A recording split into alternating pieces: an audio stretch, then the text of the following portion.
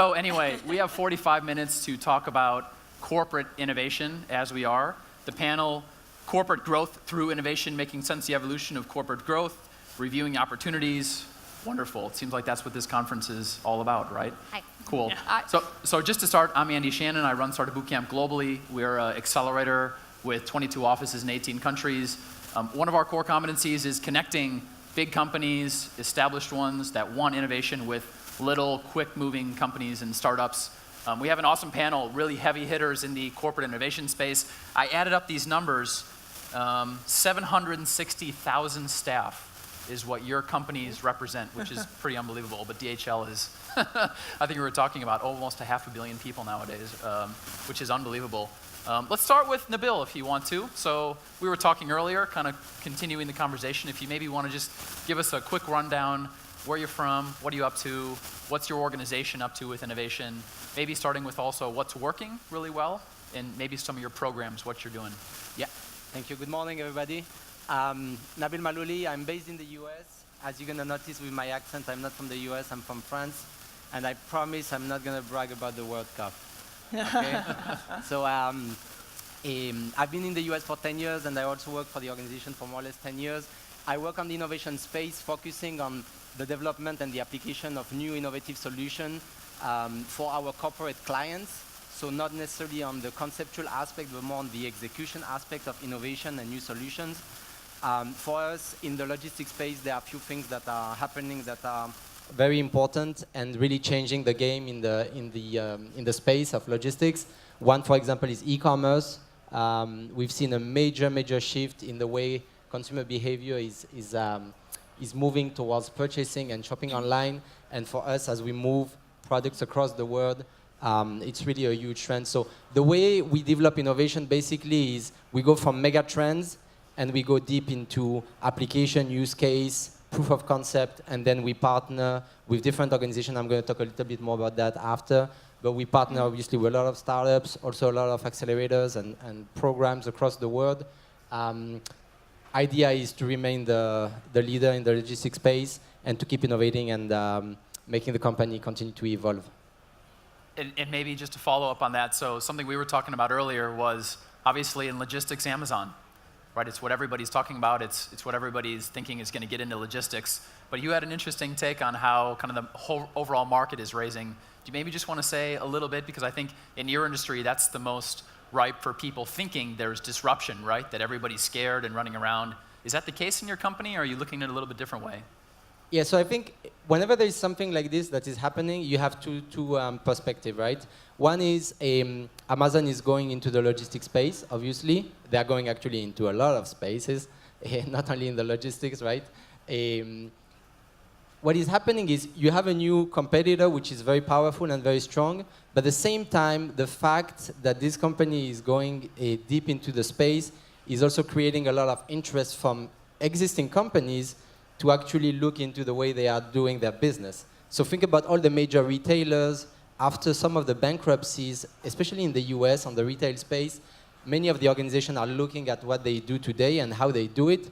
So that offers an opportunity also for us to come in and work with this company to basically be able also to compete. So there are two sides, right? There is a side of a very strong new competitor, but at the same time, this is creating a lot of opportunities for the company to go and work with our partners and our customers to also make them more competitive. So it has two sides. Heather, welcome. Hi there. I think your headset works okay. So Johnson & Johnson, huge company in all sorts of spaces, mainly focusing on health.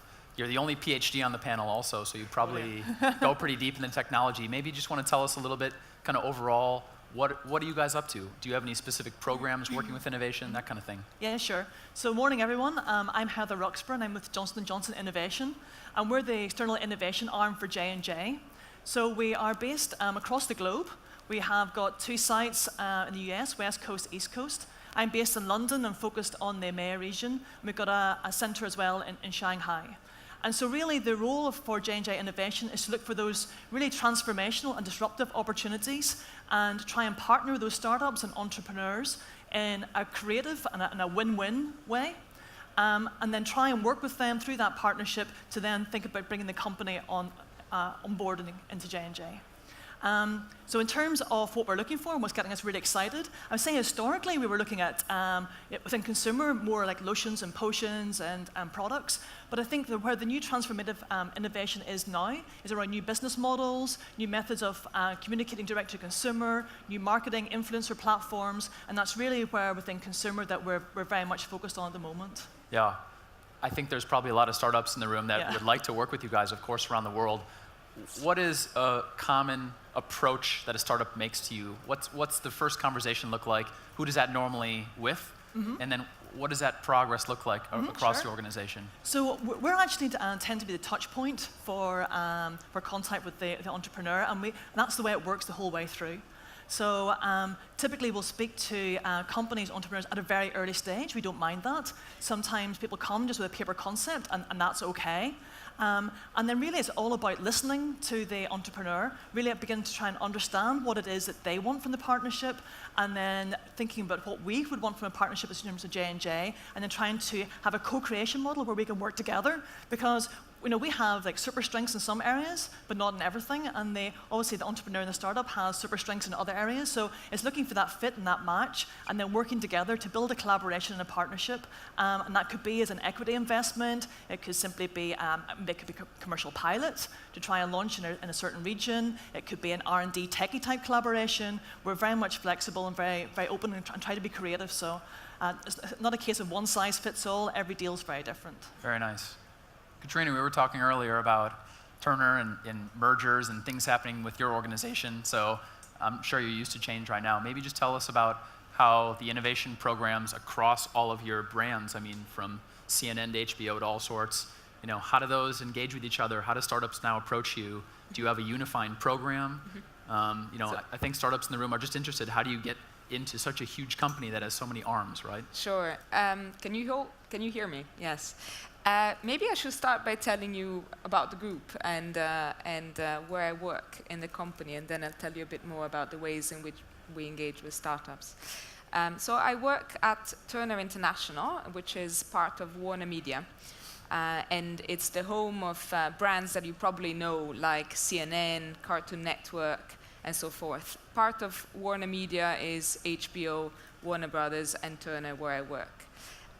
Within the group, I work at Digital Ventures and Innovation, which is a division that was created about 18 months ago with the mission of creating new ventures, of creating new partnerships with startups, open innovation, and of investing also in growing companies in the digital and direct-to-consumer space. There is a number of sectors that we're mostly interested in, and it's probably best to talk about it on a one-on-one if you approach me after the talk. Some example of the things we've done, we have incubated and launched 2 products over the last 12 months, which I think is quite a good track record for a corporate. One of them, which is available in the UK, France, and Spain, is Filmstruck, which is a curated movie streaming platform on subscription.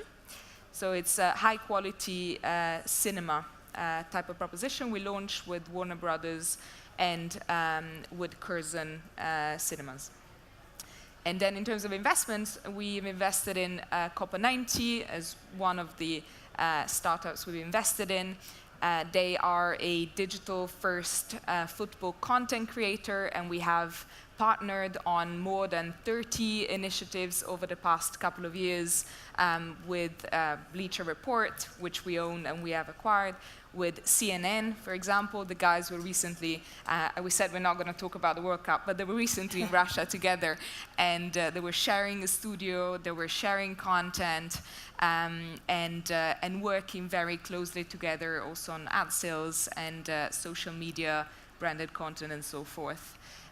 So the ways that we engage with startups is through open innovation contests, through ad hoc partnerships when we see the opportunities of taking a startup that is perhaps local and helping them scale through our global presence. As Turn International, we operate in 210, I think, countries around the world, and we have an in-depth knowledge of all of our consumers, customers, people like you and me across all these countries. So that is one of the things that the startups can really tap into when they work with us. Very nice. Laura, you have the most interesting picture, I think, of the five of us. That's Pepper that makes that, though. Pepper? Your robot friend? Yeah. So I don't know if you know this, but Startupbootcamp, our third office, was actually in the Vodafone offices in Amsterdam. In Amsterdam. So that was kind of fun, co-collaboration for a couple of years. Maybe tell us kind of what your role is and what Vodafone's up to nowadays with innovation. Sure. So my name's Laura Turkington. So I work in Vodafone Group, and I'm a global innovation lead. I think most people are probably familiar with Vodafone, but we're one of the world's largest mobile companies, operating in 26 different markets, fixed line ops in 19, and just over 500 million customers. So I've been at Vodafone for quite a while, but I'm relatively new to the role I'm in. So the innovation function at Group was set up about 1.5 years ago. And our remit really is to be the eyes and ears in the outside world in terms of finding the latest disruptive tech and getting ways to bring it into the organization. So what that really translates as, we help build the external ecosystem and build relationships with incubators, accelerators, VCs, and the startup world.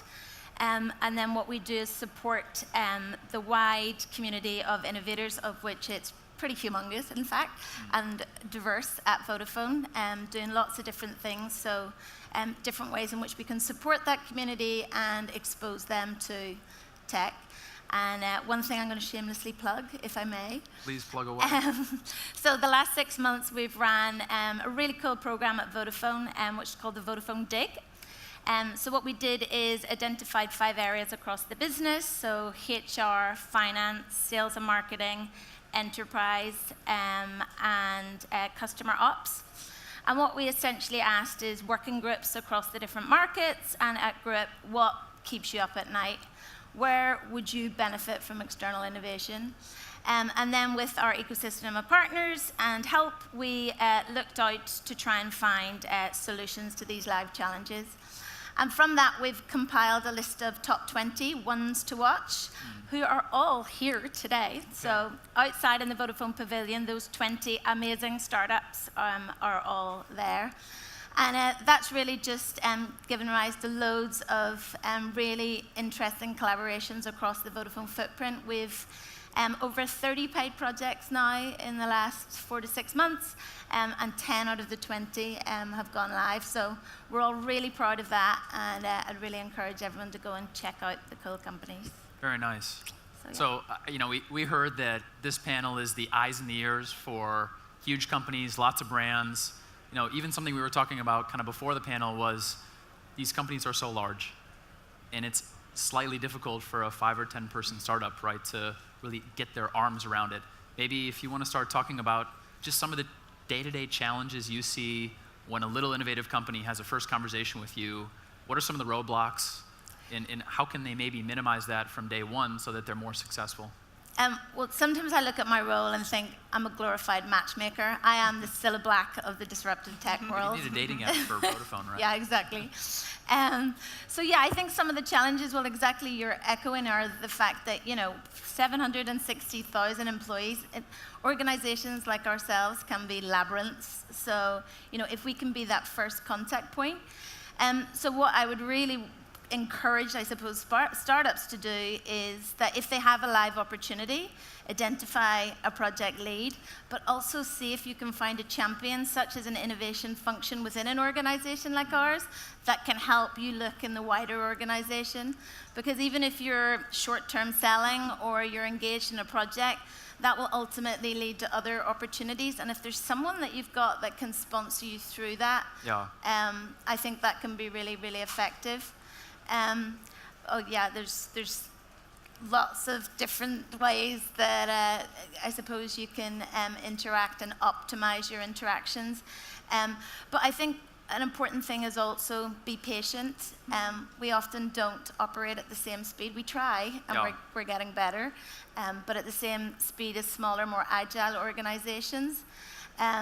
So I think that's important. And I also think one of the key things is that, you know, as opposed to directly selling a proposition or a product or service, instead be more solution focused. What is the challenge that this organization is trying to address? Yeah. And tailor and adapt your solution accordingly, because Yeah. then you'll be talking the same language. Okay, so find a champion, Yes. solution selling. Yes. Things are going to take a while.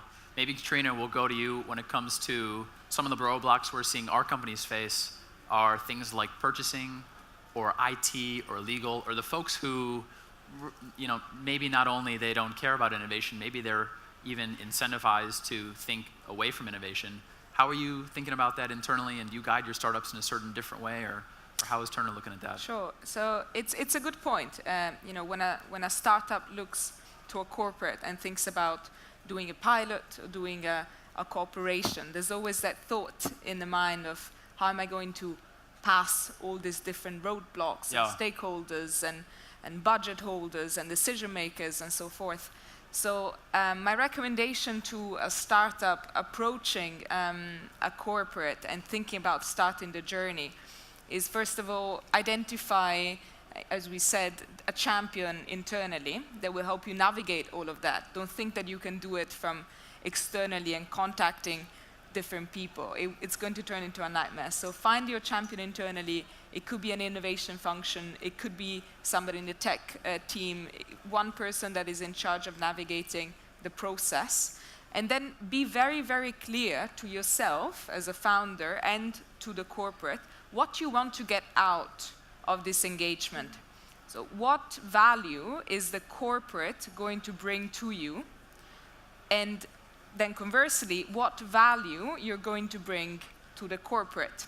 And be extremely clear to yourself and also to the corporate about that. So you can start measuring those results and you can start really going for your joint goals. And then lastly, I would say, make sure to ask what exactly is the corporate going to commit in the process, which is based on what you need.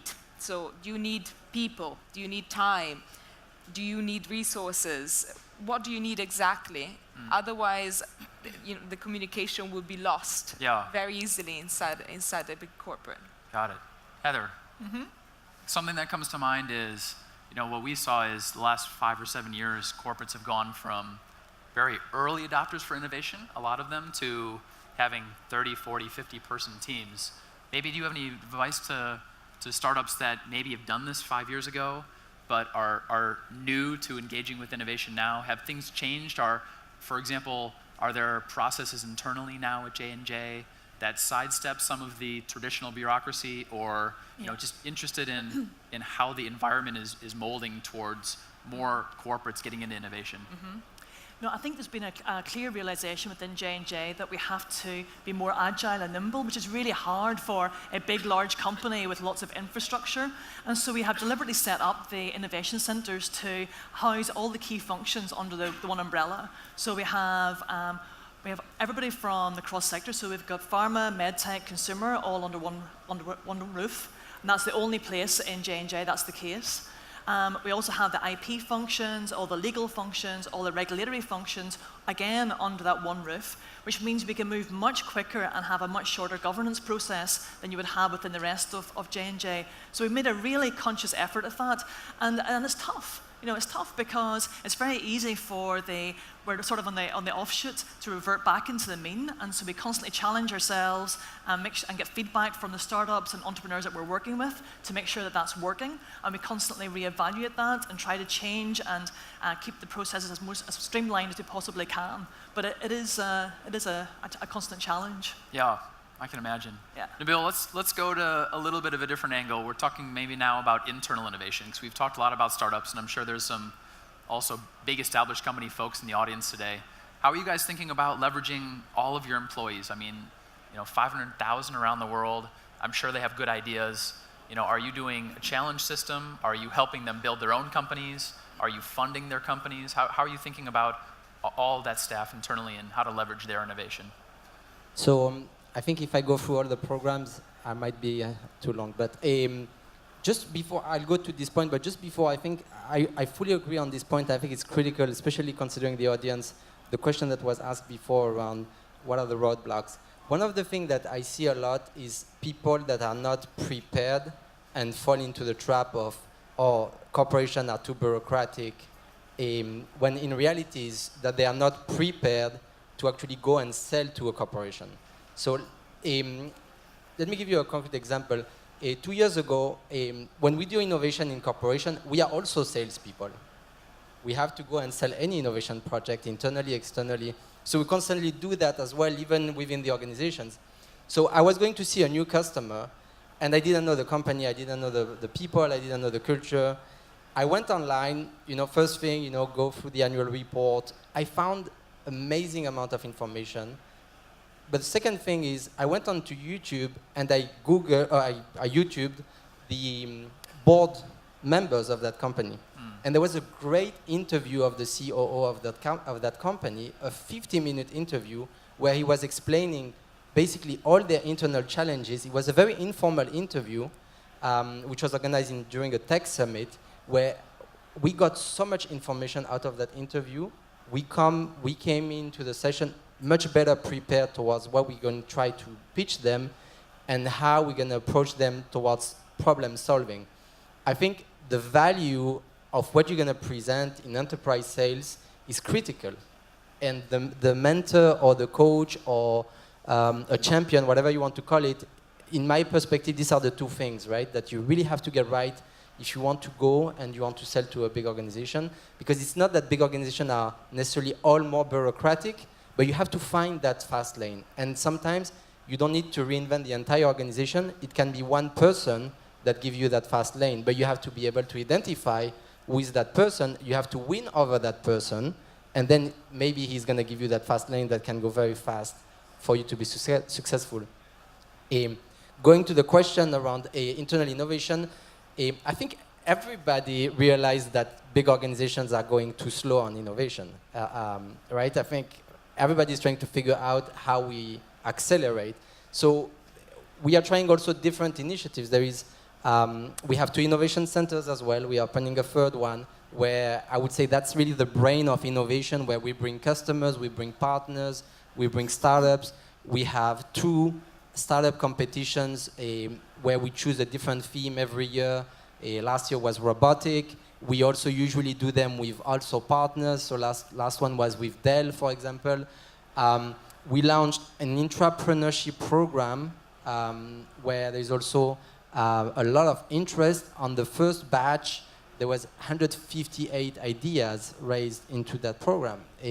So I think many people were surprised by the amount of enthusiasm from employees towards basically creating their own company within the company.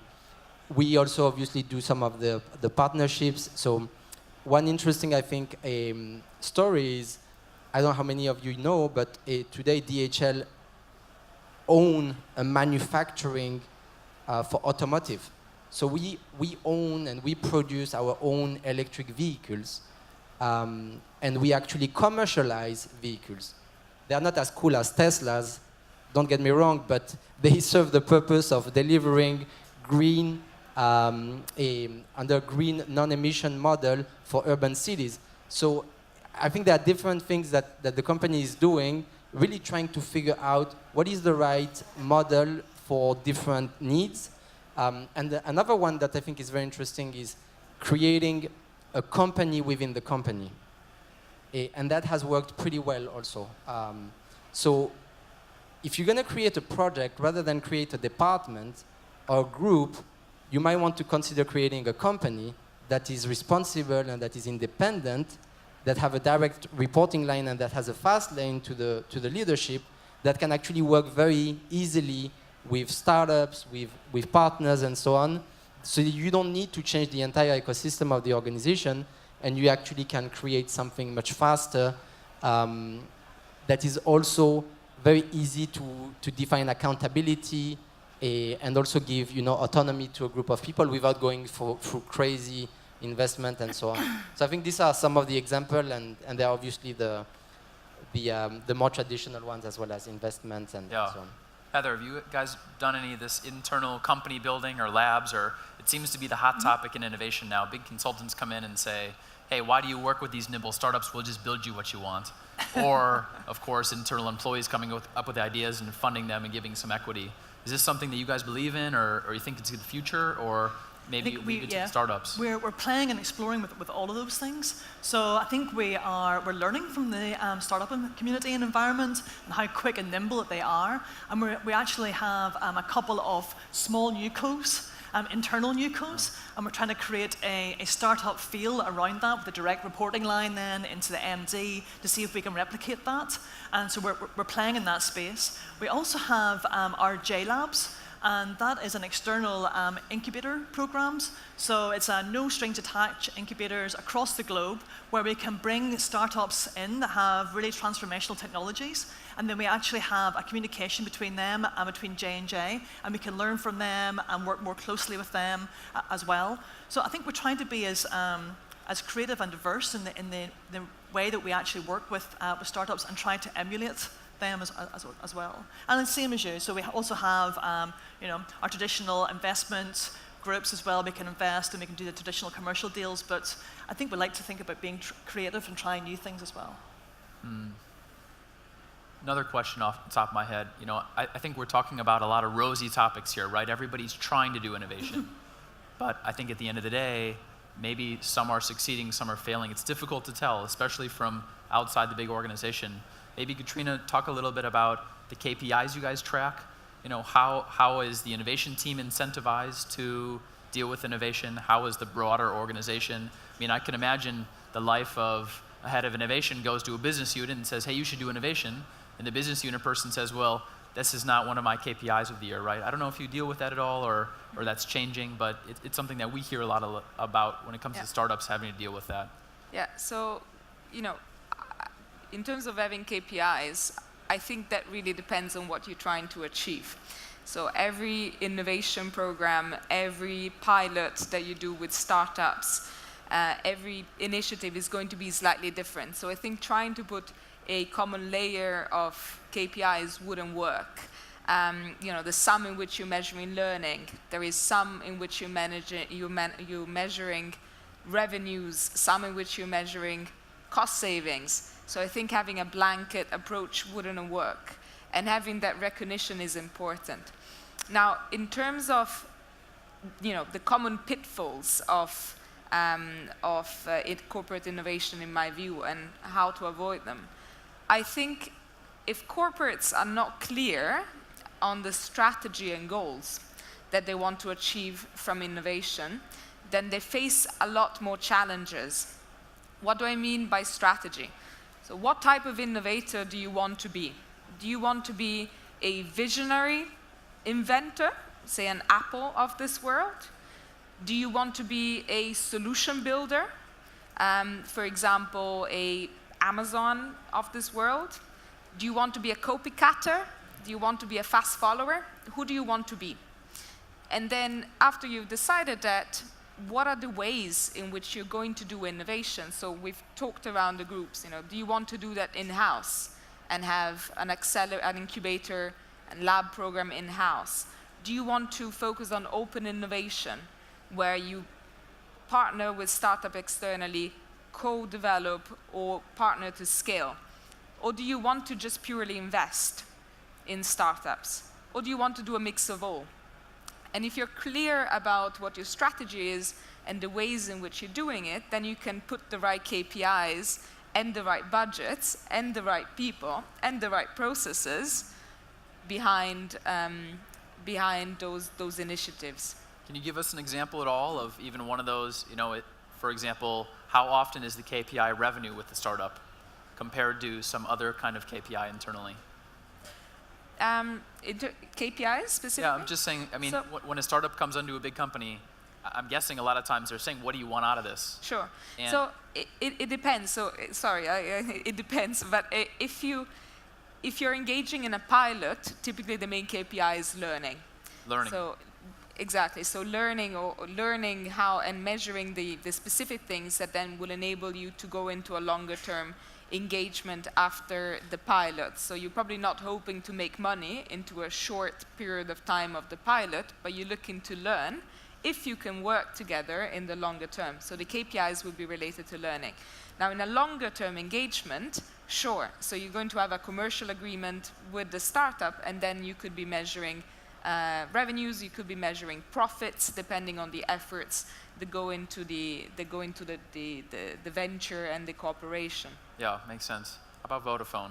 Same kind of way? Does it all come down to the money at the end of the day? It's definitely not an easy question. Yeah. So depending on the type of program activity, whether it's an accelerator activity, a competition, an internal challenge, or the KPIs will be very different. I suppose fundamentally our core objective is increased collaboration, so looking at the number of pilots that are active and then tracking through to scale.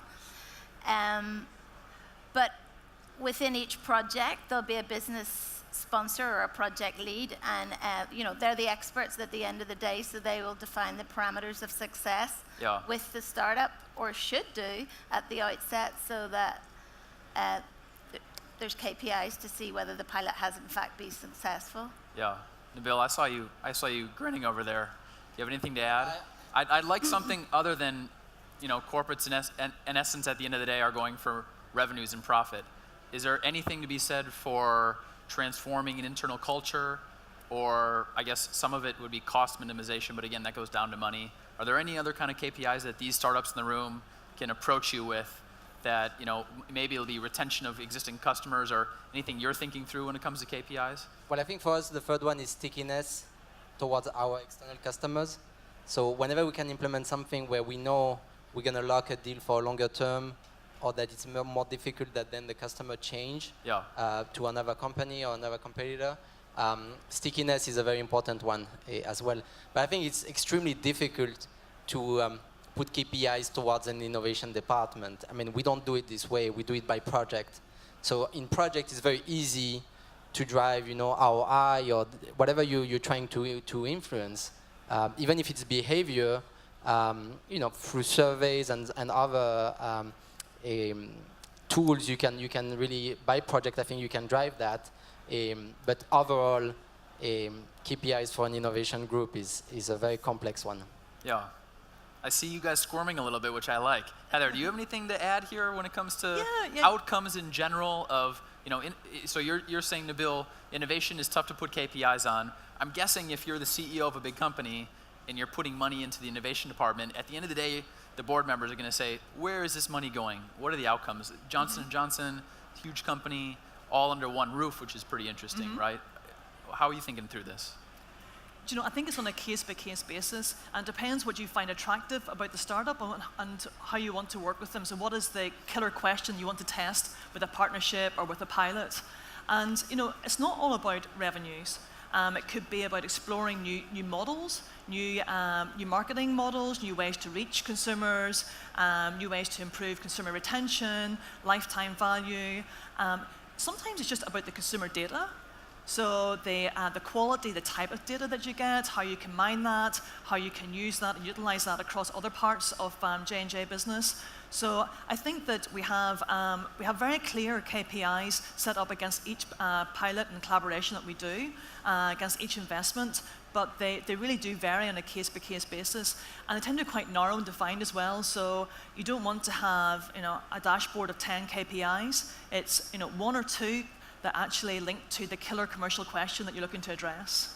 That makes sense. So we've got 10 minutes left, and I'm told we can take questions from the audience. I'm not sure who has the microphones, but if you want to raise your hand, I've got a couple more left. Does anybody, especially the startups in the room, want to ask any questions to 4 big companies? How do you work with them, that kind of thing? Anybody, if you want to raise your hand? Yep, go ahead.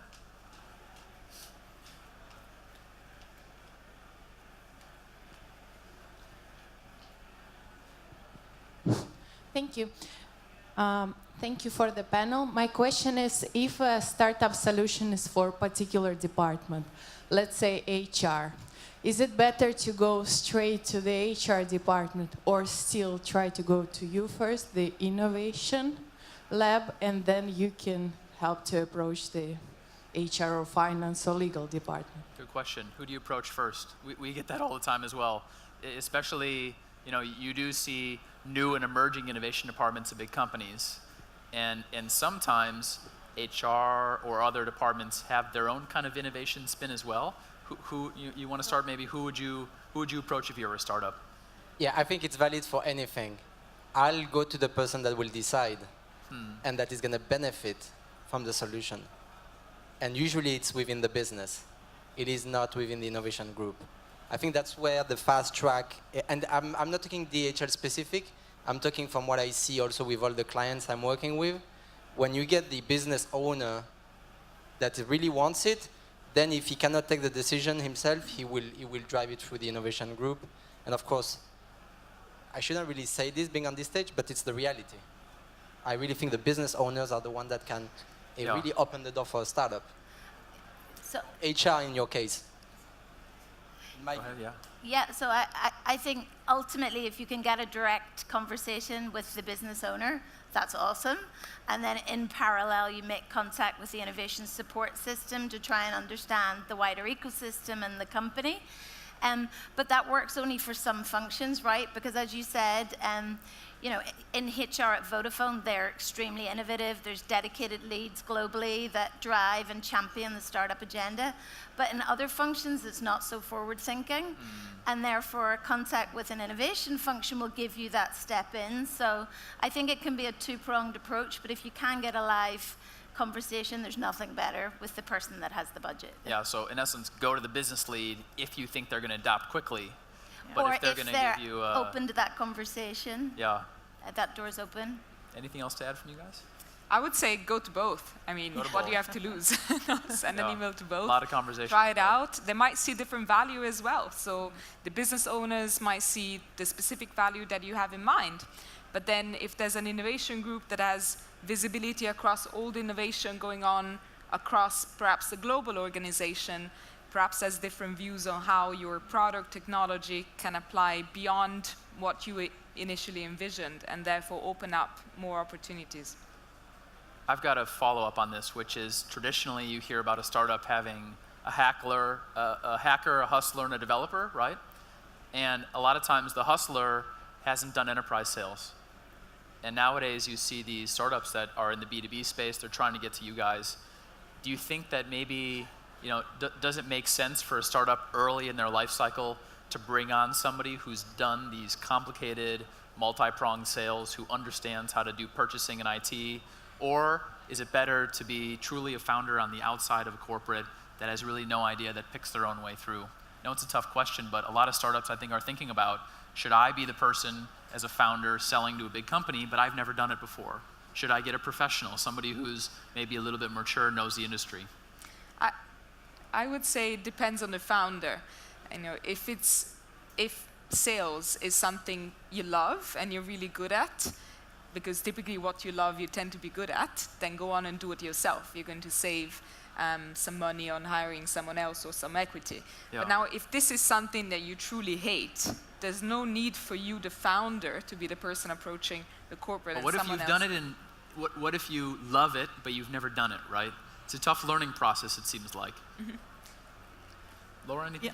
Yeah, I think it obviously depends on the individual, but there's nothing, if a founder can sell to a degree, there's nothing to beat the passion of a founder. That in itself, that charisma, that magic is and that's floored me on many an occasion. So I think, once you're getting into complex enterprise B2B sales, of course, someone with experience is it's unbeatable to navigate those channels. But, I think initially a startup in trying to get a collaboration off the ground, if the founder has got a commercial background, which I assume if they've got that far, they will do, if that, with the passion and fever of someone who's driving and owning their own business, it can be unstoppable. Yeah, it's a convincing process, right? Oh, unbelievably. You just have to find the people to convince. Yeah, it's the founders that make me go to work every day. Yeah. It's that passion and that energy. Fair point. I think we have time for maybe one more question if anybody else has one. Yep, right there. If you shout it out, I can also repeat it. Just a question around when you integrate the startup into the infrastructure business. There's one thing finding the startup. Yep. Another thing around how ultimately a year down the line you integrate to scale. Yep. So you go from 7,000 Good one. I'll repeat that. So the general idea is a lot of startups out in the audience, I'm sure, want to get a pilot. But that's probably not the end goal, right? The end goal is to go from something to scale. Yeah. And when you're going outside of that first champion and you have to convince other people, the integration, as you say, how do you do that? What's a good way to optimize your chances? Is it speaking with a lot of people early? Is it, you know, I think a lot of startups haven't even found that answer, right? Any suggestions from the group? Sure, absolutely. So the way that we think about it is, and I think other corporates should think about it as well, the hinder to go from pilot to scale, typically, in my experience, is lack of decision-making capability and lack of governance and process to make the decision to go from pilot to scale from the corporate side. So the person that is going to make the decision to run a pilot can be middle management, can be the person that has engaged a startup in the first place. There's typically limited risk involved in running a pilot. Is over a short period of time. There's less ambiguity. Typically, there's not much commercial gain involved.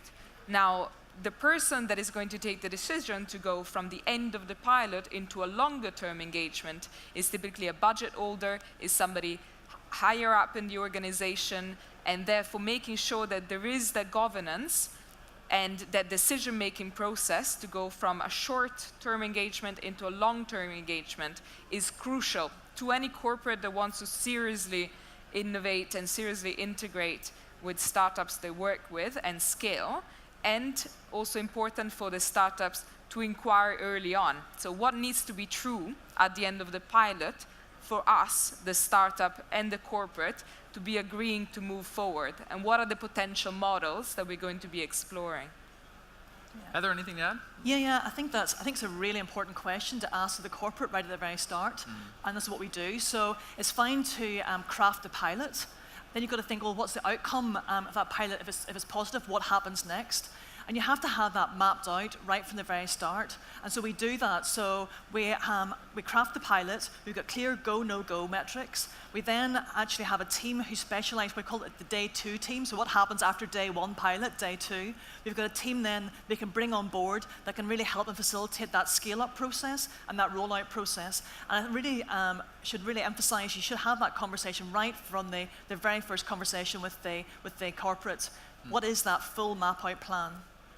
Yeah. Bill? Yeah. Yeah, just a last comment. I think the question was also oriented toward integration, technological integration.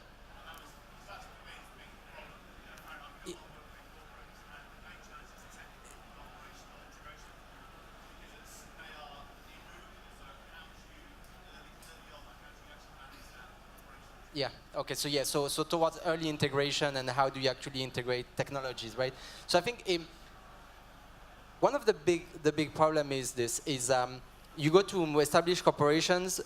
Most of the information technology department or anyone that would work on the technology side has been in organization usually for 20, 30 years and more, right? So what happened is you have a lot of people that have been used to work a certain way, and they've worked towards technology which are usually a bit older, in terms of ERP and the way they are all integrated. So that's a real problem. For the startup, it's very important that very early on you have these conversations, because you might go through a process and spend a lot of time and effort and then realize you're not going to be able to do it at a reasonable cost, and that can be really a problem for that scale and implement beyond pilot, right? There's not really an answer, but as an entrepreneur, you really want to have these conversations early on to understand how you're going to do that integration, and also see if the technology team you're facing on the other side is actually able to cooperate with you really from a practical aspect, and if they have the time also, because the technology, in my view, is the biggest bottleneck. And that's why there is a slow, really adoption, of a lot of the technologies and a lot of the integration when it comes to beyond pilot for scale, and that's really where I work. So I think technology, again, I don't have the answer, but just to make you save your time, try to have that conversation early to define on the other side and make your assessment, is it worth my time to invest 6 months of integration with this company because of their inefficiencies? And the answer might be no. I guess that's a good point. When we haven't talked about, is it applicable for my startup to take this time? And at some point, the answer might be no as well, right? So asking those questions early, figuring out if you have a champion, and saying, well, this might not be right for us, right? So anyway, we'll end on there. Thank you so much to our panel. Thanks for joining us. Thank you very much.